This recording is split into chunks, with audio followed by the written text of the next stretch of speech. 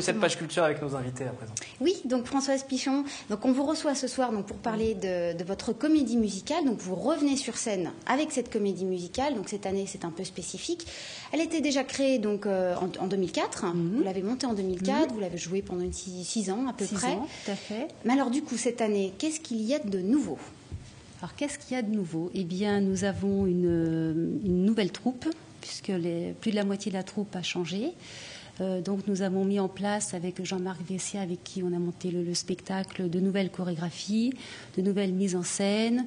Nous avons remanié quelques chansons également. Enfin, il y a des choses nouvelles à voir. Et quel est votre rôle? Parce que c'est pas évident. Parmi ces nombreux personnages, oui. Quel est votre rôle exactement? Eh bien, j'incarne très modestement le rôle d'Édith Piaf. Voilà. Qu'est-ce qu'elle représente pour vous? Alors, elle représente beaucoup de choses, déjà beaucoup d'émotions. C'est quelqu'un qui a su faire passer beaucoup d'émotions tout au long de sa vie et à travers toutes ses chansons. C'est quelqu'un qui était moderne avant l'heure. Et lorsque vous interrogez les enfants, vous interrogez les adolescents, les adultes, bref, tout le monde connaît Édith Piaf, tout le monde connaît des extraits de chansons. Enfin, c'est vraiment un vrai plaisir. La chanson qui vous inspire le plus peut-être de Piaf alors? Écoutez, moi quand j'étais petite, je chantais toujours La vie en rose et Non rien de rien. Et puis en vieillissant, j'avoue que j'ai un petit penchant pour Mon Dieu et pour La vie en rose. C'est un personnage qui fascine Édith Piaf, de par sa vie aussi, qui n'a pas été forcément très facile. Qu'est-ce qui vous fascine, vous, chez ce personnage? C'est une femme c'était un tout petit bout de femme, 1m47, c'était pas très grand. C'est une femme qui débordait d'énergie, qui avait une pêche d'enfer malgré tous ses problèmes de santé. Et elle a réussi à faire parler d'elle, et encore maintenant on parle d'elle, et c'était quand même incroyable, quoi. 50 ans après, on arrive encore à parler de toutes ces chansons. Beaucoup de chansons sont connues. Elle a à peu près à son répertoire plus de 250 chansons. C'est quand même énorme. Alors justement, nous sommes allés interroger les Saint-Quentinois, et nous leur avons demandé, quelle image ils ont gardé d'Édith Piaf. Très bien. Non, rien de rien, je ne regrette rien. Une petite dame de taille, grand talent. Et puis la campagne de Chardin, je crois, non? La chanson, la France. Mon mari est fan d'Édith Piaf, j'avoue qu'on regarde beaucoup. On a beaucoup aussi aimé le film d'Édith Piaf. C'était quand même une grande chanteuse française. Je l'aimais bien, c'est tout. Parce qu'elle avait une voix extraordinaire. Et c'était un personnage... tout le monde l'aimait, même les étrangers, les Américains, partout. Donc, et moi, je l'aimais en particulier, c'était mon époque. Je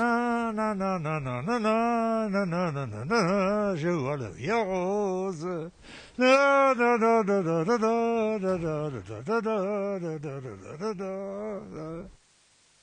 Écoutez, pour continuer cet extrait musical, peut-être vous pourriez nous interpréter un petit bout de la... Quelques paroles sur ce qui a été redonné. Voilà. D'accord, je vais essayer alors. Alors, 1, 2, 3.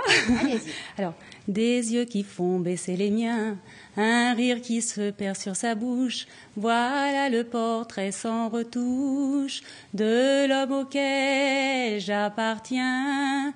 Quand il me prend dans ses bras, il me parle tout bas, je vois la vie en rose, etc. Exercice pas facile à faire sur le plateau, C'est comme vrai, ça, à la c'est dernière vrai. minute, ce n'était pas prévu. Le temps que vous repreniez votre souffle et qu'on se remette de ses émotions, on regarde un extrait du spectacle. Les flons du bar, le long des murs sales, montent par bouffées jusqu'à mon grenier. Les flons du bar, à grands coups de cymbales, et l'accordéon secoue ma chanson. Mon Dieu, laissez-le-moi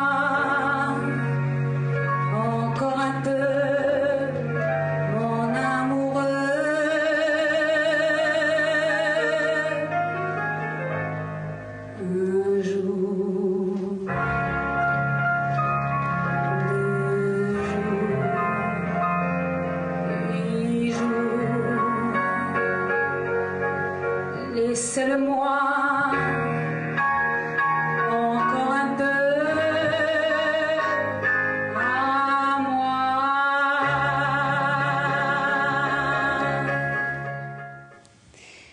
Donc Françoise Pichon, vous avez également créé l'intégralité de ce spectacle, c'est-à-dire les costumes, la mise en scène. Tout à fait, avec Jean-Marc Vessia, nous sommes deux, Voilà. j'insiste. Oui, oui, tout à fait. Et donc, comment s'est passée la coordination, je dirais, entre tous ces différents membres de la troupe, les musiciens?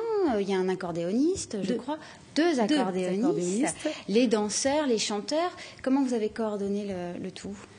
Alors, comment on a coordonné le tout? Ça n'a pas été simple, je vous l'avoue. Alors, on est parti de l'idée de créer cette comédie musicale pour, bien sûr, mettre à l'honneur Édith Piaf. Et donc, on est parti sur des thèmes de sa vie. Donc, c'est une comédie musicale qui retrace la vie d'Édith Piaf de sa naissance jusqu'à... On ne parle pas de mort parce que c'est pas très gai, donc jusqu'à son comment on peut dire, son apogée, voilà, on va dire ça, son apogée. Et donc, 16 comédiens sont sur scène. Ces 16 comédiens sont des danseurs, des chanteurs, des danseuses. Et donc, il faut corréler tout ça. Donc, il y a beaucoup de répétitions Parce que vous êtes duo. amateur, vous avez une vie en parallèle. Complètement, oui. Une autre vie. Amateur. Exactement, on a plusieurs vies. Voyez, Alors, on a tous plusieurs vies. On a rencontré une des danseuses qui s'appelle Cécile Fay et qui nous explique justement ces variations entre le temps de mise en scène où il y a un peu de danse et puis ces vrais temps de danse chorégraphiés. On va l'écouter. Il y a plein de types de danse en fait, parce qu'on est à la fois dans de la mise en scène, donc c'est pas réellement de la danse, on est vraiment de la mise en scène. Il y a des moments où c'est de la danse, mais il faut pas que ce soit trop dansé parce que on est quand même sur un répertoire où la danse ne s'y prête, ça s'y prête pas forcément tout le temps. Et il y a aussi des moments où c'est vraiment de la danse. Moi, il y a des moments où je fais de la vraie danse contemporaine, quoi. Et votre fils, Frédéric, qui vous a aussi suivi dans cette aventure. C'est vrai, j'ai beaucoup de chance. J'ai la chance d'avoir mon fils sur scène avec moi et c'est franchement un grand plaisir. Alors, on l'a rencontré au cours des répétitions également et il nous a expliqué pourquoi donc il s'est lancé dans cette aventure et ce que ça lui apporte, cette comédie musicale. On va l'écouter également. On a beaucoup de rôles, donc sur le spectacle, je joue souvent l'amant de ma propre mère, ce qui est une situation un petit peu délicate. Mais je vous avoue qu'on est au théâtre, donc on joue la comédie et donc ça se passe très très bien. Et après en coulisses, moi j'ai une relation très fusionnelle avec ma mère. Donc du coup, comme on a commencé le spectacle dès le début, moi j'ai vraiment plongé là-dedans dans mon enfance. Donc je suis vraiment énormément impliqué dedans. Et avec ma mère, vraiment, on a monté le spectacle ensemble. Donc on est vraiment très très très proches. Ce qu'on n'apprend pas à l'école, je dirais, je l'ai appris ici, dans cette comédie musicale. Cette comédie musicale fait vraiment partie intégrante de ma vie. Elle m'a suivi tout le long et je pense que je la continuerai jusqu'au bout. Et ça me plaît. Votre fils, si j'ai bien suivi, est aussi votre amant. C'est du vaudeville en fait. Oui, voilà, on est dans un autre registre. Non mais ça, faut pas dire ça, c'est pas bien ça. C'est du théâtre, il a raison de le dire. Mais ça va être particulier à jouer sur scène. Oui, enfin, quand il dit amant, il ne faut pas non plus exagérer. Il y a des petits regards, voilà, c'est surtout comme ça qu'il faut le prendre. Voilà. Voilà, pour clarifier les choses pour les gens oui, qui parce que là, franchement... C'est un spectacle tout public. Ah oui, ça j'insiste, c'est vraiment pour tout public.